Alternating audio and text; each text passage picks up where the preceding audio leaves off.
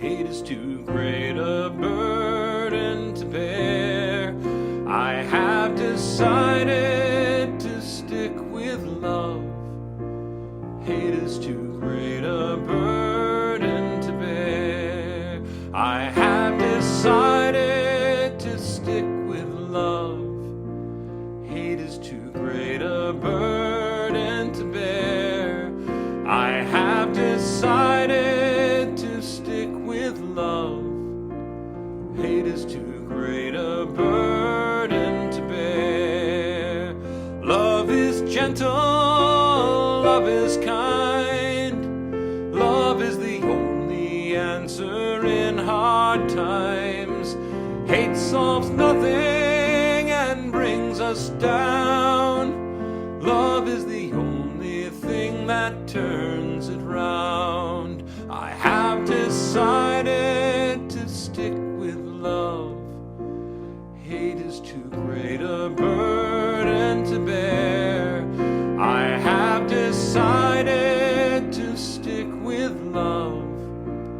Hate is too great a burden to bear.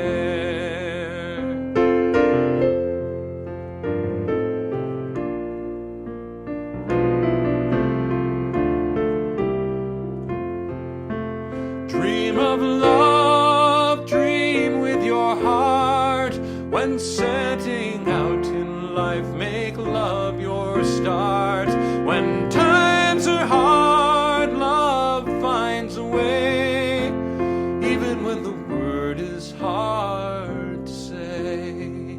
I have decided to stick with love. Hate is too great a burden to bear. I have decided to stick with love. Hate is too great a burden to bear. I have decided to stick with love. Hate is too great a burden to bear. I have decided to stick with love. Hate is too great a burden to bear.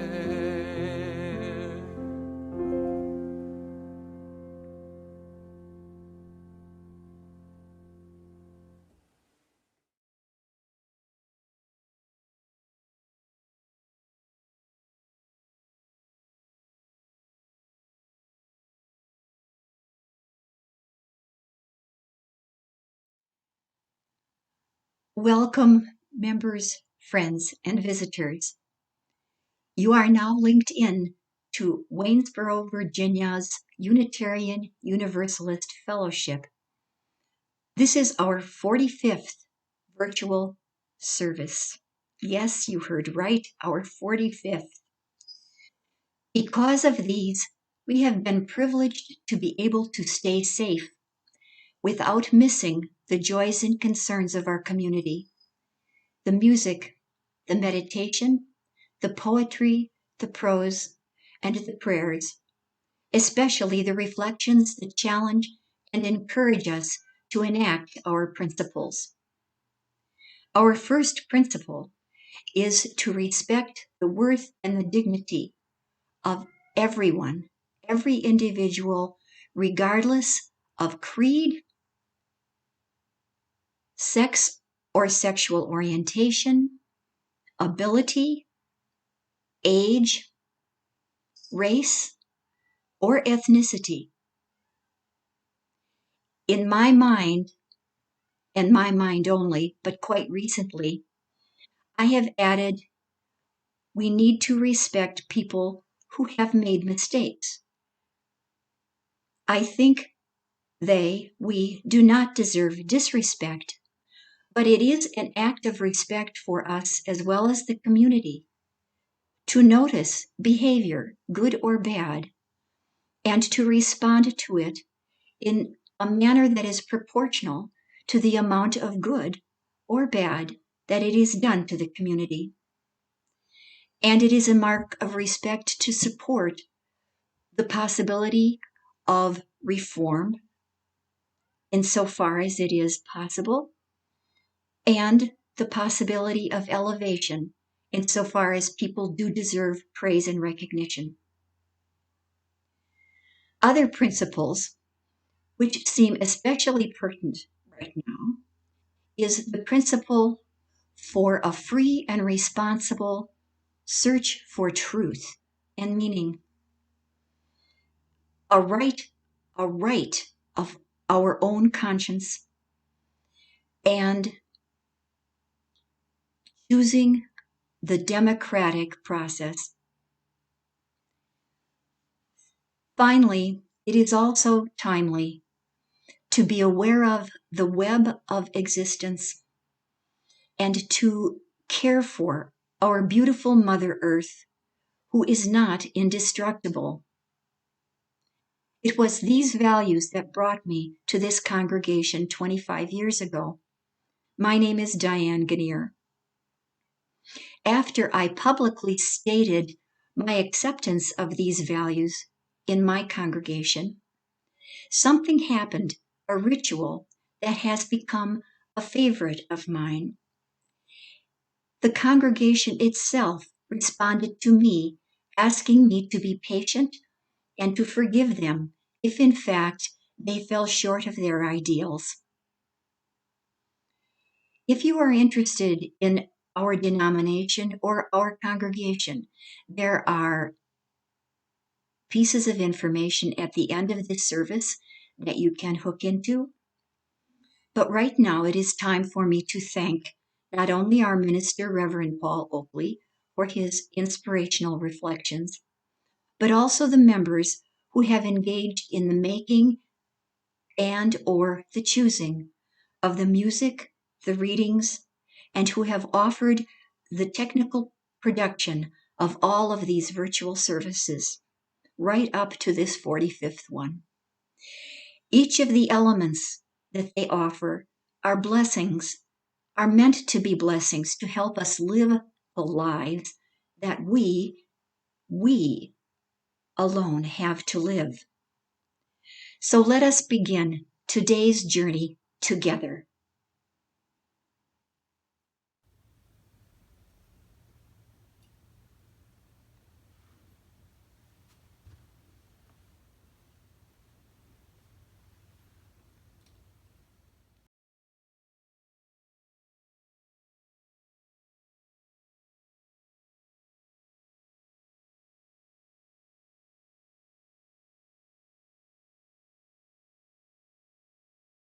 Civil rights activist James Weldon Johnson wrote Lift Their Voice and Sing as a poem, which was set to music by his brother John Roseman Johnson in 1899. The song is now known as the Black National Anthem in America. It is a protest, a hymn, and a prayer of profound significance for our people. We lift every voice and sing to express ourselves. We lift every voice to show that we have strength in numbers and we will not be silent. We lift every voice and sing to be lifted, liberated, and free. Freedom, the power to determine action without restraint. Freedom, the absence of or release from ties, obligations, or restrictions. Freedom, the ease or facility of movement or action. Freedom, frankness or boldness in manner or speech. Freedom, a political right. Until we are all free, none of us is free. Black lives matter. Black lives matter. Black lives matter.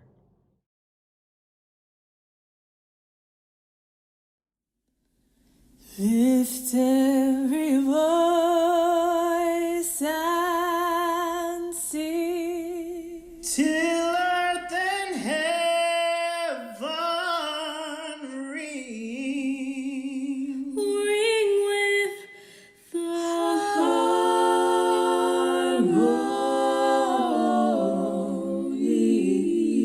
harmonies of liberty. Let our rejoicing rise high as the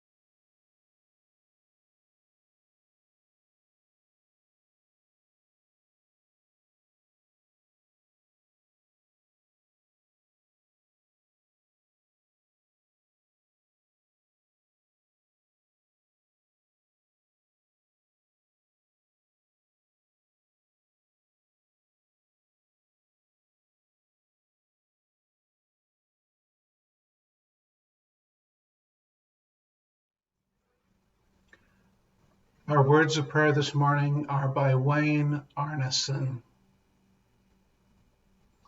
I invite you now into a quiet time, a time for spoken and silent contemplation.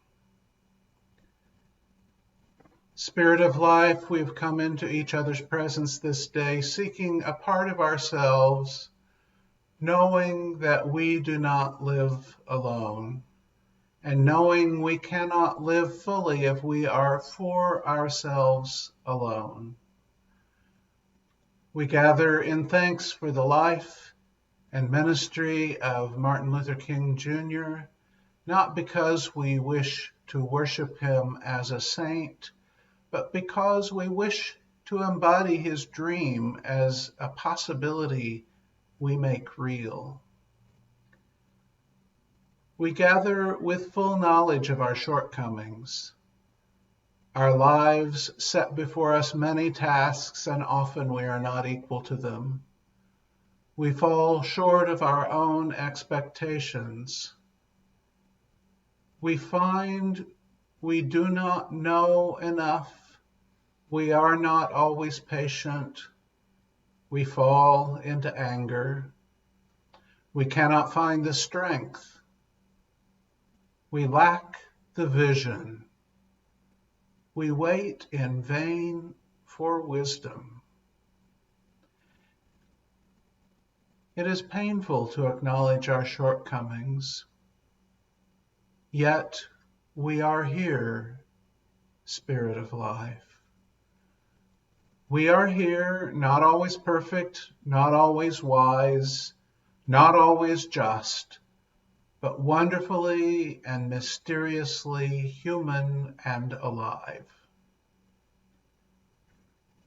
We dedicate this time together to renewing our hope.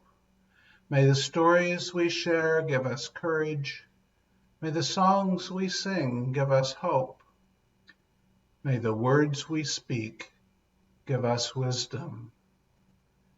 And most of all, may the touch of hands, the sight of faces, if only in our Zoom coffee hour, the sounds of voices lifted in song and affirmation, restore in us faith that this world may be made whole, with all its people one.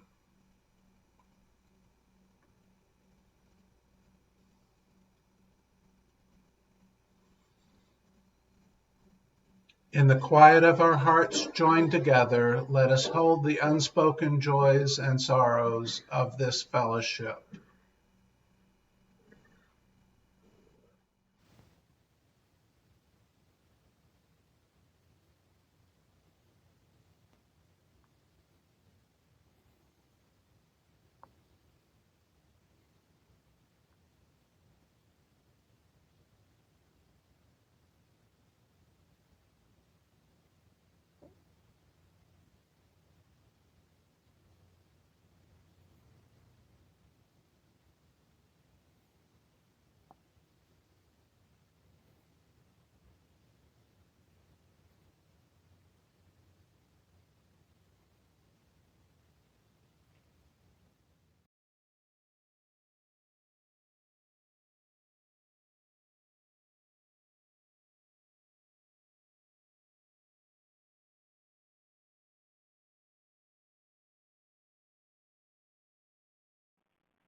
The hour Dylan Roof sat in the church by Denise Frohman.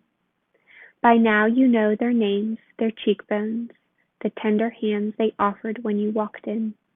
You know the quivering strength of prayer and the art of making God listen. How faith can summon weary backbones into pyramids. And you know that grace still lives in a church that's had to rebuild itself before. A church that's cleaned more blood off the walls than you have ever fantasized of. That is to say, you're not the first white boy to feel small and create chaos in someone else's home. This church is old, much older than you, wears the audacity of freshly coated white paint as if to say, Any ill that smudges us will be for all to see. Did you hear the echoes when you walked in?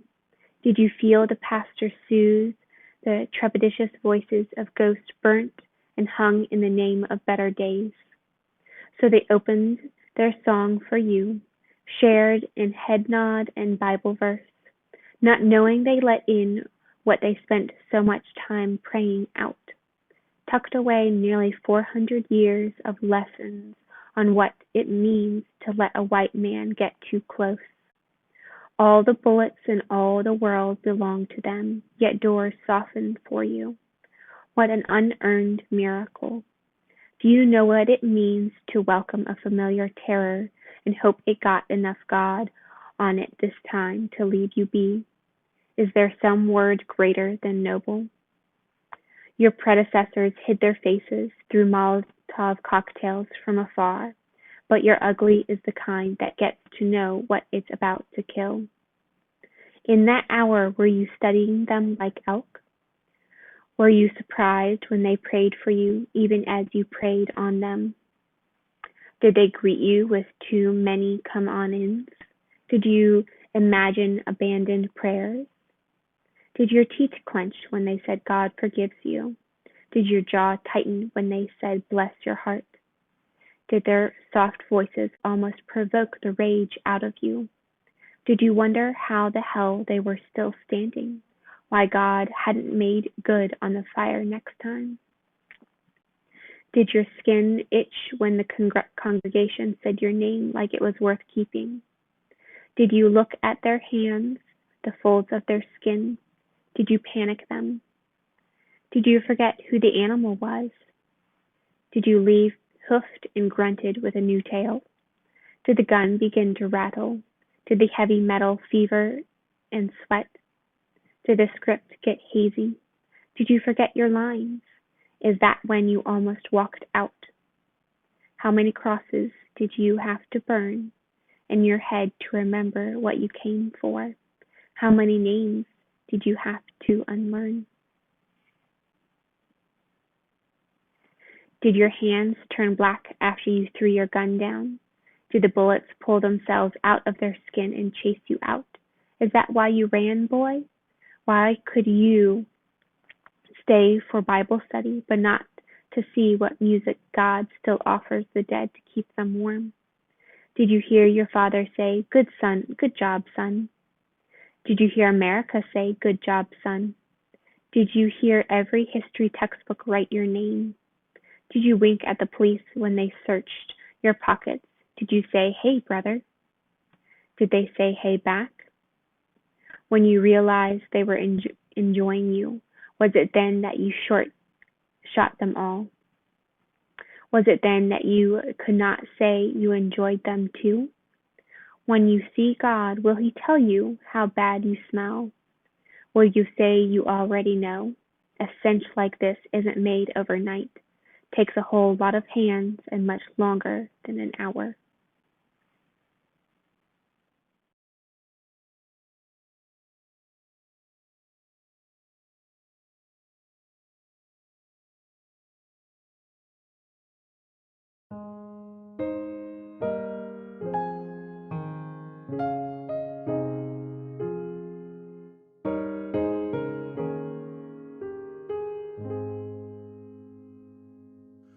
Art thou troubled? Music will calm thee. Art thou weary? Rest shall be thine. Rest shall be thine. Music, source of all gladness, heals thy sadness at her shrine. Music, music ever divine.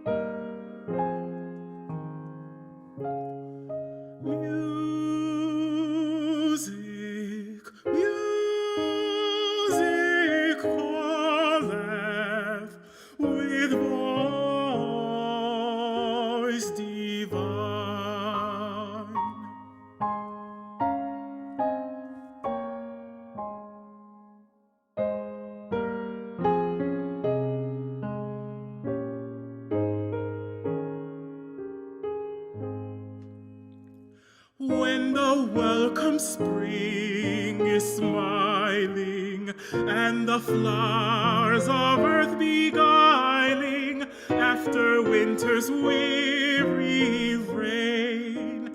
Sweetest music doth attend her heavenly harmonies, doth lend her, chanting praises in her train, chanting praises in her train. Art thou troubled? Music will calm thee. Art thou weary? Rest shall be thine, rest shall be thine.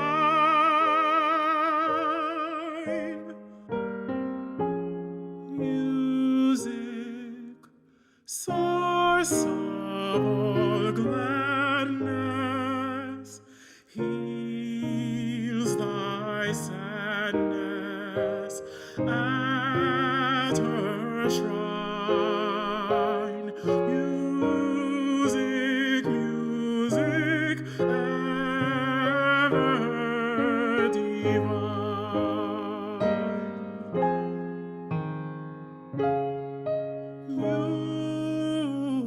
Music, music calleth with voice divine.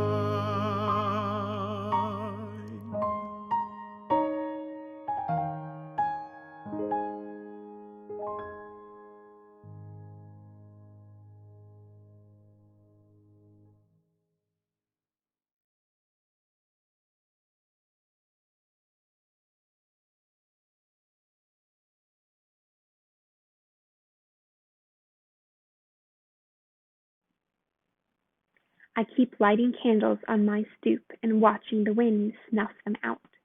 By Amy M. Alvarez.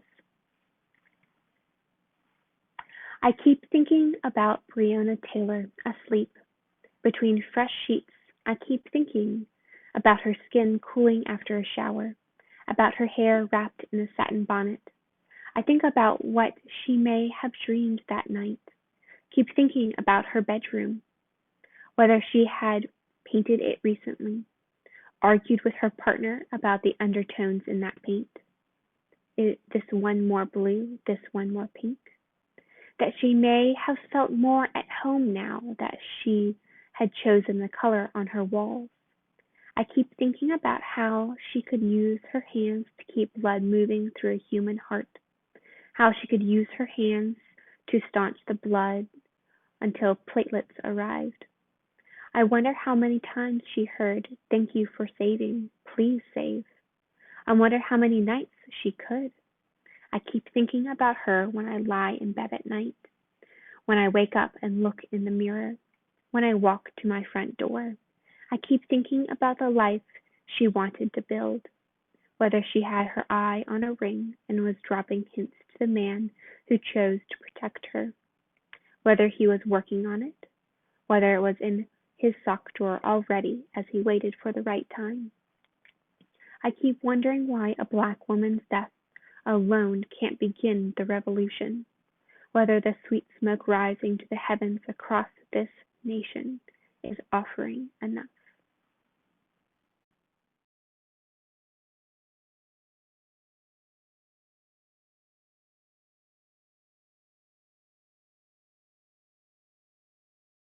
Morally, I was led to nonviolence because I felt that it was the best moral way to deal with the problem. We were seeking to establish a just society.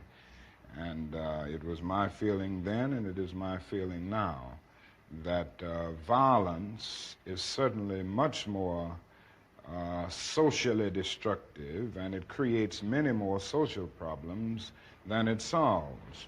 So I was led to nonviolence for deep moral reasons. And I turned to it because I felt that it was the morally excellent way to deal with the problem of racial injustice in our country.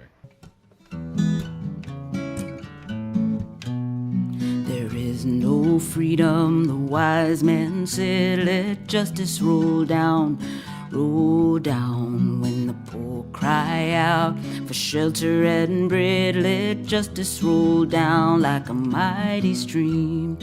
Oh, children, don't you get weary? Walk together, believe in the dream. When the way gets rough, we'll make a new way. Let justice roll down like a mighty stream. Hatred will never drive out hate. Let love roll down, roll down. Remember, our hearts can make us great. Let love roll down like a mighty stream. Oh, children, don't you get weary. Walk together, believe in the dream. When the way gets rough, we'll make a new way. And let your love roll down like a mighty stream. When brutality threatens our daughters and sons, let peace roll down, roll down. May our voices rise up louder than the guns. Let peace roll down like a mighty stream. Oh, children, don't you get weary. Walk together, believe in the dream. When the way gets rough, we'll make a new way. And let peace roll down like a mighty stream. Step by step, one by one, let justice roll down, roll down. They can kill the prophet, but the dream lives on. Let justice roll down like a mighty stream. Oh, children, don't you get weary. Walk together, believe in the dream. When the way gets rough, we'll make a new way. Let justice roll down like a mighty stream.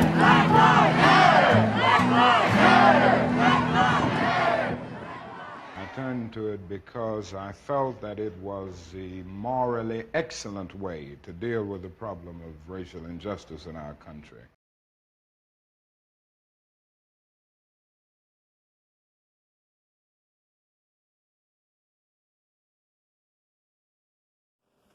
Hi, good morning. My name is Linda Shalish, and I'm a member of the Social Justice Committee in the UUFW.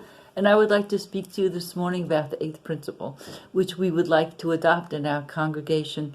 And so I would like to read it to you and unpack it a little bit and give you a little bit of history about some of the terminology that's used in the wording of the eighth principle, none of which is gratuitous, by the way. It's pretty much jam-packed with meaningful words.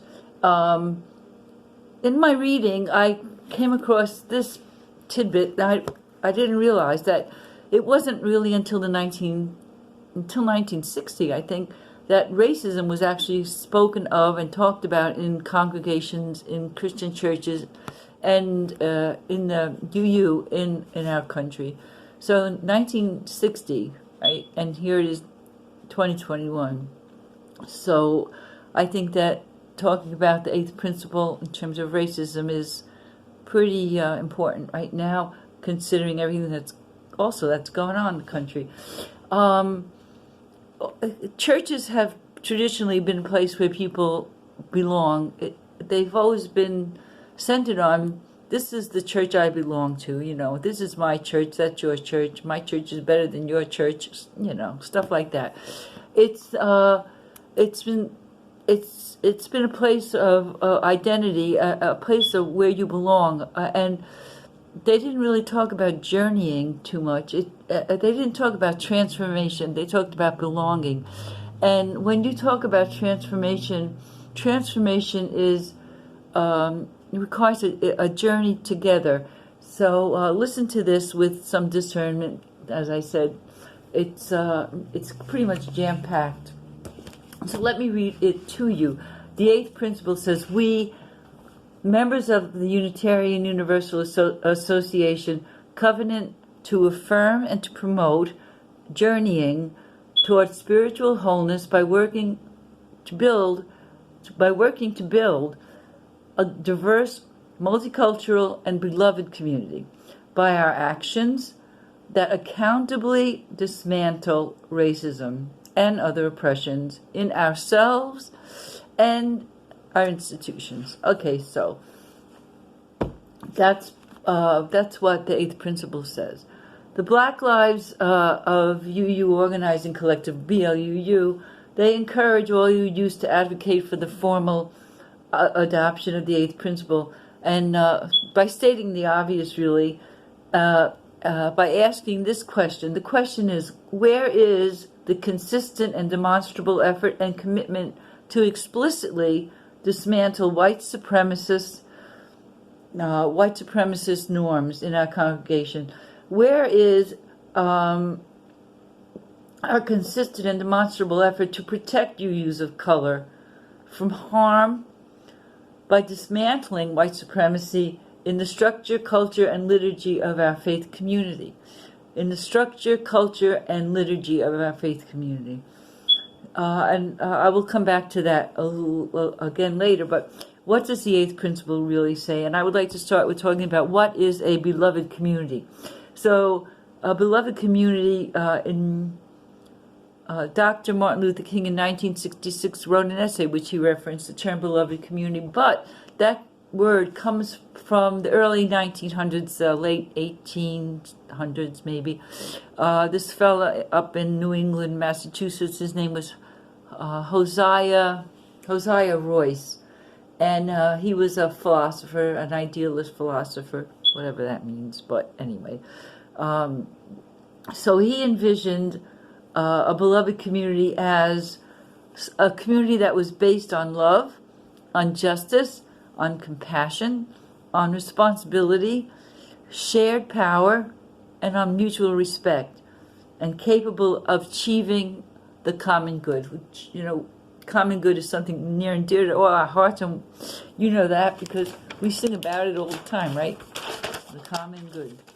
So, the UU Eighth Principle webpage says this about the beloved community. The beloved community happens when people of diverse racial, ethnic, educational, class, we're hearing a lot about class and caste lately, gender, sexual orientation, different backgrounds and identities, when we all come together in an interdependent relationship, of love, mutual respect, and care that seeks to realize justice within our community, within the community, and in the broader world. So within our congregation, within Waynesboro, within the SAW area, within the world, the broader world, and our institutions. So one of the other things that the UUA says is that we can follow the 7 principles that we already have and be good UUs, right? We don't even have to think about racism and other systemic oppressions. We don't. There's nothing that is specifically addressing racism. It's kind of implicit, kind of like implicit biases, implicit anything. So you can pretty much not have to call into account or take the task upon yourself. I mean, not that we don't, we do. We are a community that is very much focused on racism, and Reverend Paul has always discussed racism, and last year gave a sermon, on Martin Luther King Day, a very long one about racism, and we talked about the Poor People's Campaign, as I recall, last year. So Well, to get back to what I was talking about, I spoke earlier about the culture of our church, and I would like to get back to that because we are a very white-centered congregation, and for the most part, and our culture and our leadership is mostly white, and just think about the music that we use, and in our history, there have been eugenicists in Unitarianism and Universalism, eugenicists and slaveholders, Jefferson. And whiteness has always really been a center of, we've always centered whiteness. And I think it's time that we uncenter ourselves and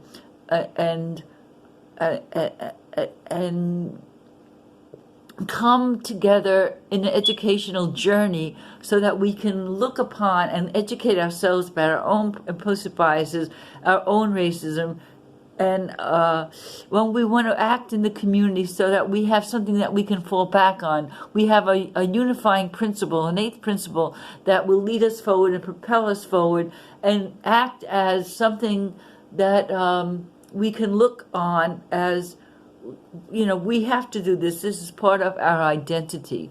And so that's all I would like to say. And I thank you very much for listening, and have a good rest of the day. Thanks. Bye.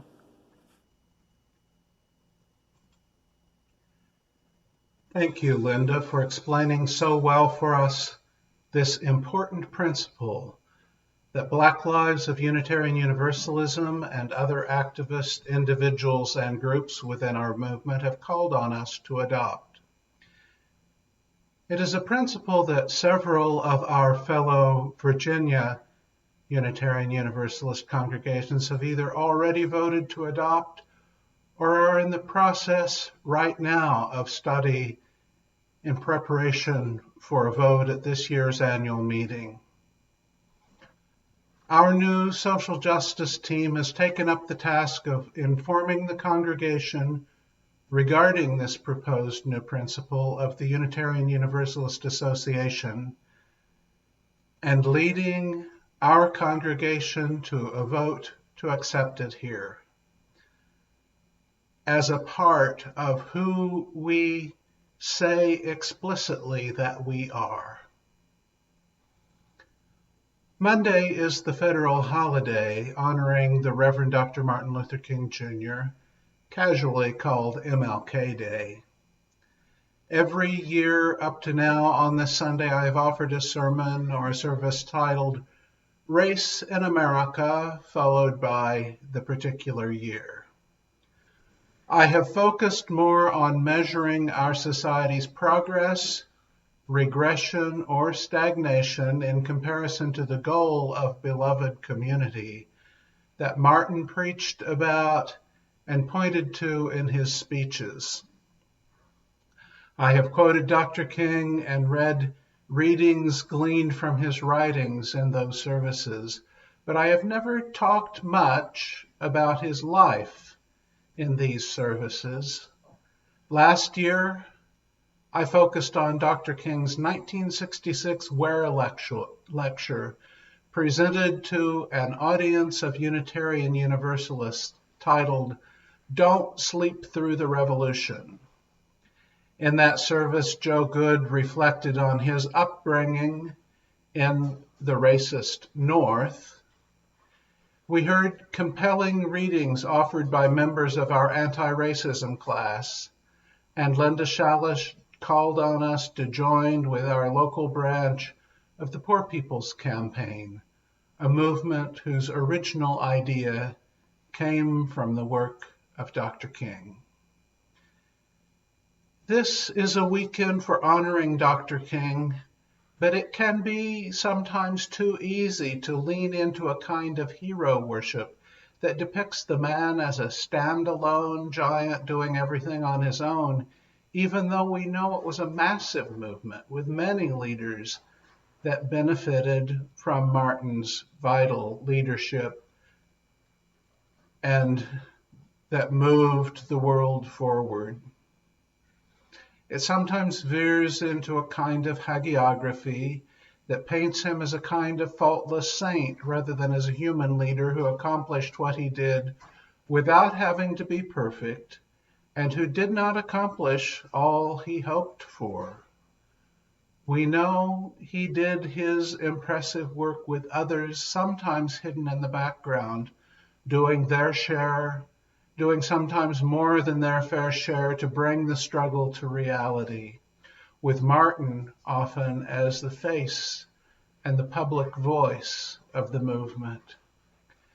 Gay and trans voices in the movement, as well as women's voices, were often, and for strategic reasons, displaced in favor of Martin's presence. This was with the trust that even though these individuals in the background had much to offer, Martin was the one who mainstream America might actually hear and be moved by. And for white admirers of Dr. King, it is too easy to shape a leader who is no longer living into the kind of leader who reflects what we think is most important. We take the memory and shape him into someone else, someone who reflects us rather than hearing him as he was. So we struggle to balance a real flesh and blood person becoming a leader that the movement needed in that time and in those places, a movement that couldn't help but show up in our memory as an ideal. We honor Dr. King, and through him, a movement too large to keep all its actors in our minds and on our hearts all at once. And we honor him most by continuing and expanding on his work, the work of the movement to which he offered his face, his voice, his presence, his leadership, his heart, and then ultimately his life. For Unitarian Universalists right now, one of the ways of continuing Dr. King's work is by doing the work to make and carry through on the commitments of the proposed eighth principle of our association: to accountably dismantle racism and other oppressions in ourselves and our institutions.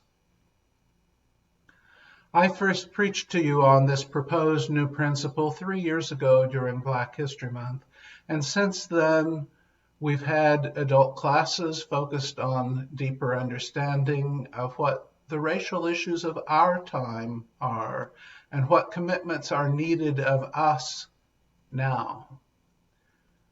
We need to more fully understand what is being proposed, why it is being proposed, and what deficit this new principle hopes to lead us to overcome. And so I encourage you, as workshops are offered, as discussions are held, as the social justice team helps us make our way to a decision, I encourage you to participate.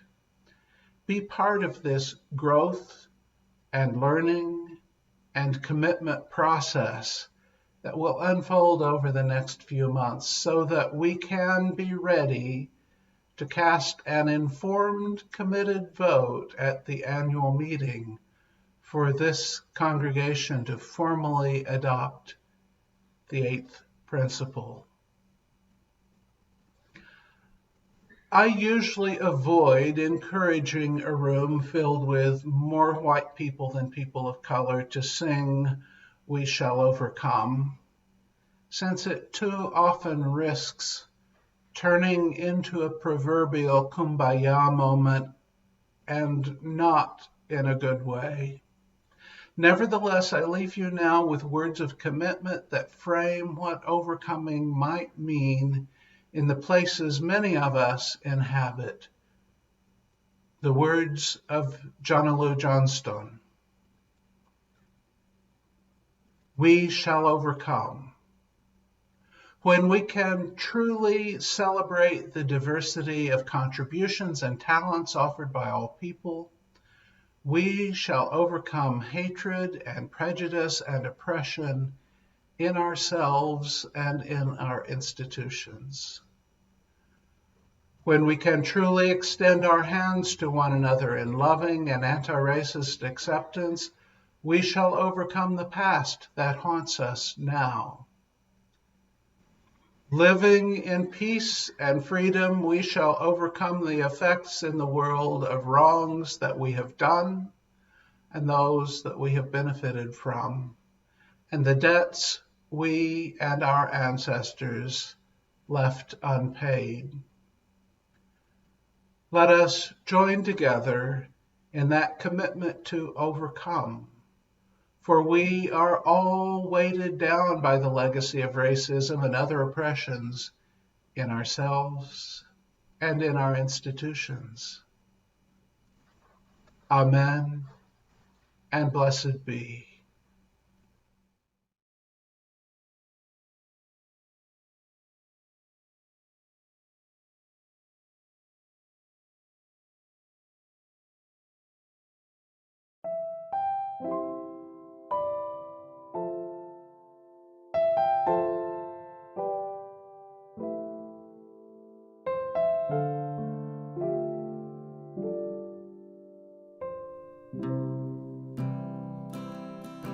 We will not stop singing. We will not stop singing. We will not stop singing till the world can hear the song, till the world can sing along. We will not stop marching. We will not stop marching. We will not stop marching till the world can hear the song, till the world can sing along. Till the world can sing, till the world can sing, till the world can sing along. Till the world can sing, till the world can sing, till the